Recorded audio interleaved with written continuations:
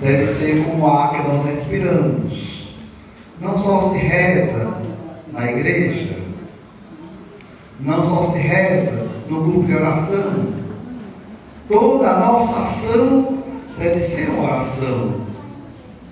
No trabalho, em casa, no passeio, no lazer, no encontro com os amigos. Deve transformar todo esse momento em oração. Fazer tudo em ação de graças, louvando ao Pai por tudo. E ter cuidado, ficar atento para não fazer as coisas para ser visto pelos homens. O Evangelho de hoje é muito claro, né? O teu Pai que está escondido te dará recompensa. Muitas vezes nós queremos recompensa dos homens, das pessoas.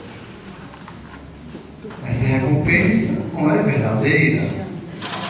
Os homens aplaudem, elogiam, mas em qualquer fraqueza derrubam, criticam e atrapalham. E Deus não. Deus dá sempre uma chance. Deus perdoa, Deus acolhe. É Ele que nos dá a recompensa. A recompensa dos homens vem cheia de exigência e de cobrança. E Deus não.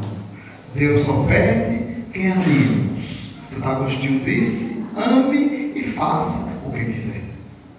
O Evangelho diz: cuidado, não rezar na sinagoga, nas praças, para ser visto pelos homens. Assim é os hipócritas.